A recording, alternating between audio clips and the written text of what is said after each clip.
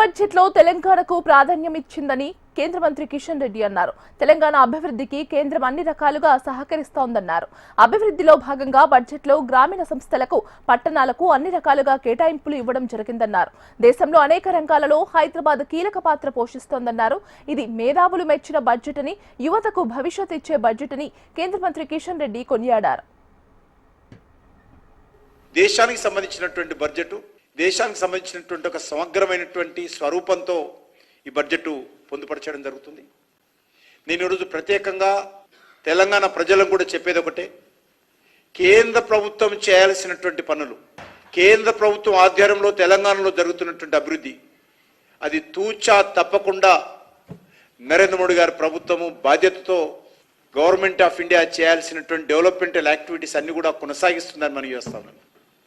అది రైల్వేలకు సంబంధించి కావచ్చు, జాతీయ రహదారుల నిర్మాణానికి సంబంధించి కావచ్చు, ఈ రకంగా డెవలప్మెంటల్ యాక్టివిటీలో కేంద్ర ప్రభుత్వం అన్ని రకాలుగా, అది గ్రామీణ అభివృద్ధి నుంచి మొదలు పెడితే, వ్యవసాయ రంగం నుంచి మొదలు పెడితే, పొదుపు సంఘాల నుంచి మొదలు పెడితే, మరి ఎన్నిక అయినటువంటి గ్రామీణ సంస్థలు కావచ్చు, పట్టణ సంస్థలు కావచ్చు, అన్ని రకాలుగా కేటాయింపులు ఇందులో ఇవ్వడం జరిగింది.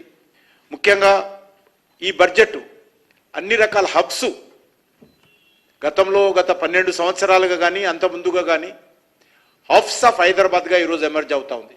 అది ఐటీ హబ్ కావచ్చు, ఎడ్యుకేషనల్ హబ్ కావచ్చు, డిజిటల్ హబ్ కావచ్చు, high speed rail corridor hub కానీ, సెమీ కండక్టర్ హబ్ కానీ, డాటా సెంటర్ హబ్ కానీ, pharma hub, health hub, defence research hub, ఈ రకంగా అనేక కేంద్రాలకు, కార్యక్రమాలకు ఈరోజు హైదరాబాద్ కీలక పాత్ర పోషిస్తుంది దేశంలో.